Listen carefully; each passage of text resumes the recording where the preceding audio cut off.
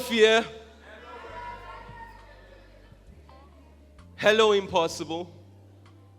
Hello, past. You don't remember me? This is Adam that hides in the garden. This is Peter that hides when he's shy.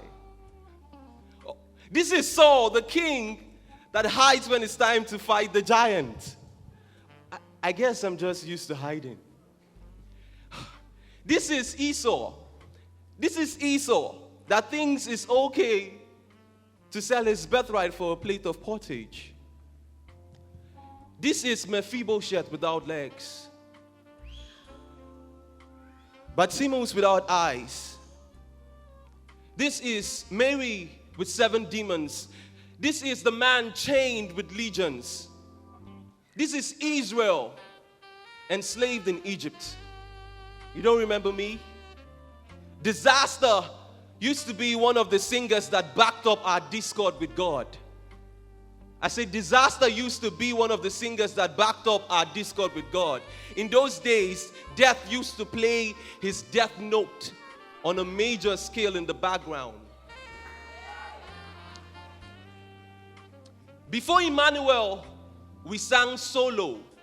The gulf that sin dug brought our value so low, like the naira, or a currency even lower, that the blood of lower animals like bulls and rams could be used for man's atonement. It was no abuse to man. God saw the use of man in atonement mended for use as an instrument of mercy and praise, to attune men dead to his glory and grace. You see, God wouldn't lose his man, so he introduced the plan and introduced a man to pull through the plan for the induced and damned, the abused and banned, to remove the strand of the DNA of darkness infused in man, to diffuse, recruit, rebuild a clan, claiming kindred in the dreaded, shredded lands where Muslims bend, where voodoo and juju stands. Wherever you can find a man, you could find a slave. So once upon a time, in the slavery of mankind, a free man became a slave so he could free man from his chains. But this slave was no ordinary slave. Though the son of a carpenter, he was a great leader, a teacher. He could make blind eyes see. He could speak to trees, speak to seas, troublemaker to the Pharisees. No one really knew how deep or far he sees. And like Moses was, he is deliverer. And so to sin, he brought the plagues. Perfect obedience to God, healing the sick, raising the dead, the frogs, the locusts, the hail. Now Egypt and her livestock will have their livestock in economic loss and sadness. And no, he didn't come to vandalize. He came to annihilate the autocratic works of darkness. He brought the object itself, the object himself, to deal with our every shadows of turnings and shadows of doubts in him or in ourselves. And now, the darkness of Egypt will be locked in the darkness of a tomb for 3 days. Firstborn son dies. Blood is shed. Blood is smeared on the doorposts of our hearts, and those covered by the blanket of the blood is spared. He leads captivity captives. We are like they that dreamt. He gives gifts to men. This is Exodus.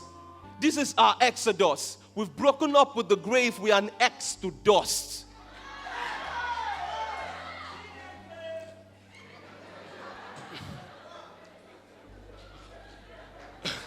We've broken up with the grave, we are an exodus. Our steps are hurried, like that of a bride down the aisle to meet her groom. Our faces unveiled. He is our purity. He prunes the blemishes of our bloom. So when the bridegroom presents this bouquet of flowers to the father as bride, we would have been truly groomed. Don't you remember me? This is me. No longer the person you used to know. Christ has turned me around.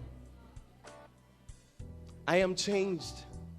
No longer a slave, no longer afraid. And I did not run away. No, I was bought. I was translated.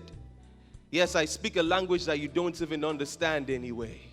I said I was translated from the kingdom of darkness to light. I speak a language that you won't even understand anyway. This is me. Israel occupying Canaan. This is Gideon. I go on a mission sent by God to hunt, and I cruise by faith when the mission is impossible.